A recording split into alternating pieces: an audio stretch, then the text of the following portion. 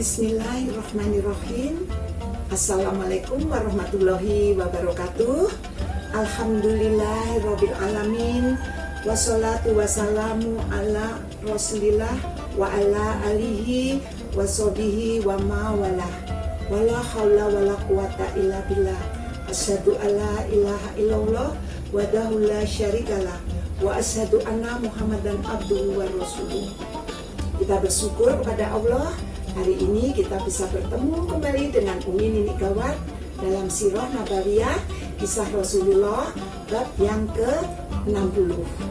Kita doakan semuanya dalam kondisi sehat walafiat dan selalu dalam lindungan Allah Subhanahu wa taala. Ingat, dalam COVID-19 ini jangan lupa dengan 3M, setiap keluar memakai masker, mencuci tangan dengan sabun, menjaga jarak dan olahraga. Dan jangan lupa lagi setiap melihat Umi Nini Gawat, like, subscribe, komen, dan bagikan. Terima kasih. Kita mulai bab yang 60. Allahumma sholli ala Muhammad wa ala ali Sayyidina Muhammad, yaitu penyebaran Islam di kota Yathrib.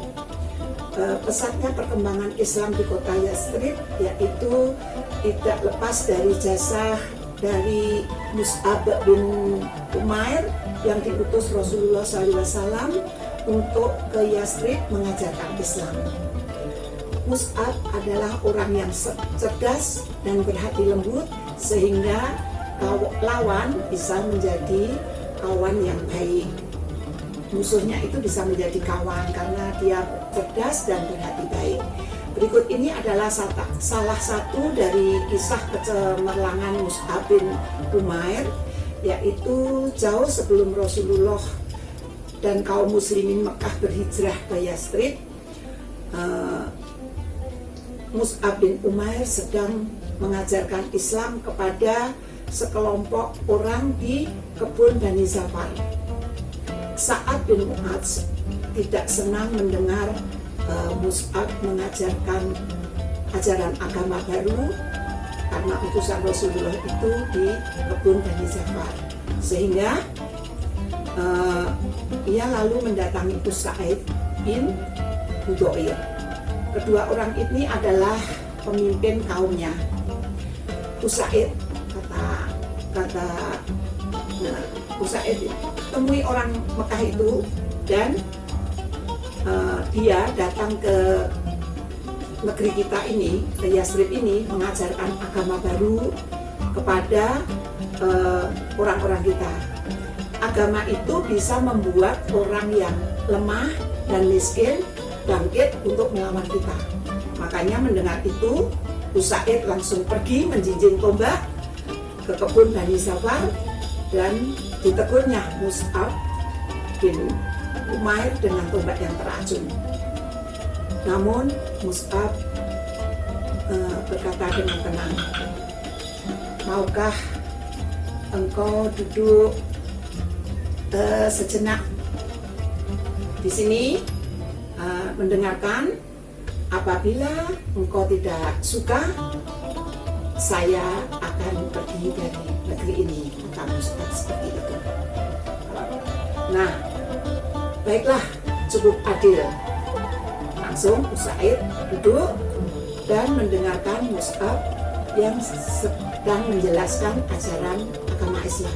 Semakin lama mendengarkan, Usaid semakin tertarik. Akhirnya ia memeluk Islam pada saat itu juga. Setelah itu ia menemui Sa'ad bin Mu'adz, bilang, hai Sa'ad, aku ternyata tertarik dengan ajaran Mus'ab sehingga aku pada waktu mendengarkan saat itu juga aku memeluk Islam. Apa? Jadi engkau sekarang memeluk agama yang baru itu? Saat marah, ia pun bergegas menuju ke kebun Bani Zafar, menemui Mus'ab sambil menyandang pedangnya. Namun apa yang terjadi pada Usaid terjadi pula pada Sa'ad. Begitu mendengar penjelasan Mus'ab, Sa'ad tertarik juga dengan ajaran yang diberikan Mus'ab, yaitu ajaran agama Islam.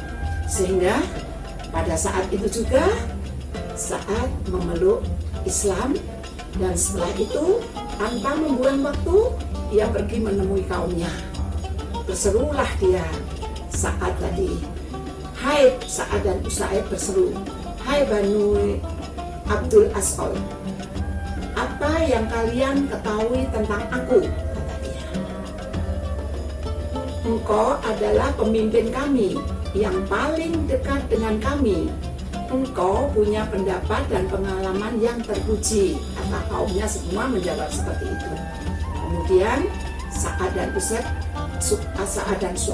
Usaid berkata, maka kata-katamu itu baik wanita maupun pria bagiku adalah suci selama kalian beriman kepada Allah Subhanahu wa taala dan utusannya, yaitu Rasulullah baginda Nabi besar Muhammad SAW.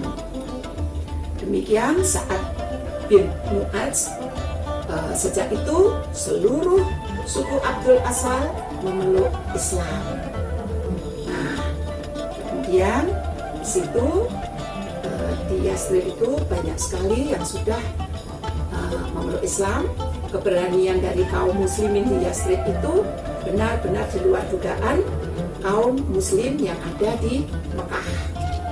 Para pemuda di sana dengan sangat berani mempermainkan berhala-berhala orang-orang yang masih musyrik, yaitu Amir bin Jamuh adalah seorang bangsawan dari Banu Salamah.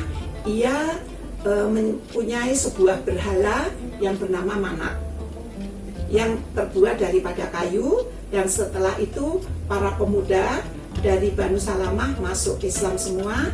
Maka diam-diam mereka pada malam hari mengambil patung yang bernama Manat tadi, pemuda-pemuda tadi, patungnya patungnya Am bin Jamuh diambil lalu dibuang ke lubang yang penuh lumpur. Nah, pagi-pagi Am bin Jamuh berteriak-teriak mencari, di mana Tuhanku, di mana engkau Manat? Mencari ke sana kemari, pagi-pagi sekali. Nah, dia kebingungan. Setelah mencari ke sana kemari, ia menemukan Manat ada di dalam lumpur tempat yang sangat kotor. Kemudian diambillah Manat tadi, dicuci, dibersihkan, ditaruh lagi. Berkali-kali pemuda Islam yang tadi mengganggu Manat. Setelah patungnya dibersihkan, ditaruh di tempatnya, Am bin Jamuh berteriak, siapa yang berani mengganggu Tuhanku akan aku tebas kalian.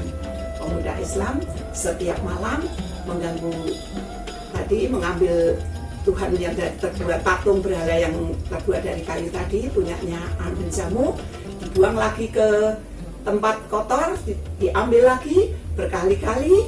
Akhirnya Am bin Jamuh marah kepada Tuhannya yang berbentuk patung kayu tadi, dimarahi. Kamu kok tidak bisa membela diri, tidak bisa mempertahankan diri? Kalau begitu, kamu sekarang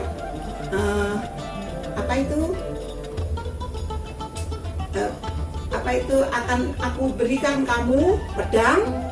Kalau memang kau berguna, bertahanlah dan jangan menghinakan dirimu sendiri.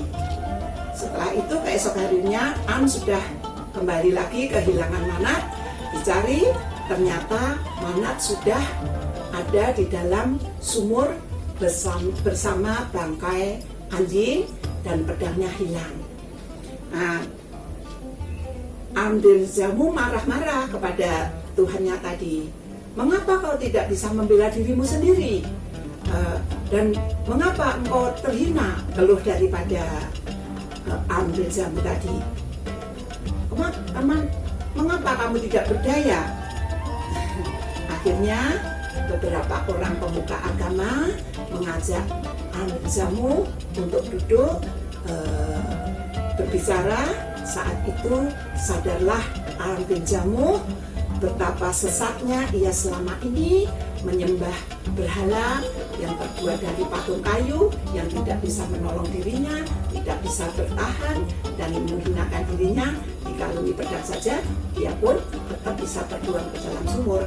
Akhirnya setelah itu tanpa ragu-ragu lagi, Ardun Jamu langsung memeluk agama Islam, menjadi seorang muslim yang taat. Begitulah kisah Sirah Nabawiyah bab yang ke-60 sore hari ini. Mudah-mudahan bisa kita ambil, kita petik pelajarannya bahwa Allah selalu memberikan, melindungi dan melindungi kepada orang yang selalu sabar dan bertawakal, sehingga orang yang keras hatinya pun dia bisa memeluk Islam karena kecerdasan dan kelembutan hatinya. Nah, untuk itu kita tutup perjumpaan kita pada hari ini. Kita bertemu lagi esok. Apabila ada tutur kata yang kurang berkenan, mohon bisa dimaafkan. Kita tutup dengan doa kafaratul majlis. Subhanallahumma wa bihamdi asyhadu alla ilaha illa anta astaghfiruka wa atubu ilaik. Billahi taufiq wal hidayah. Wassalamualaikum warahmatullahi wabarakatuh.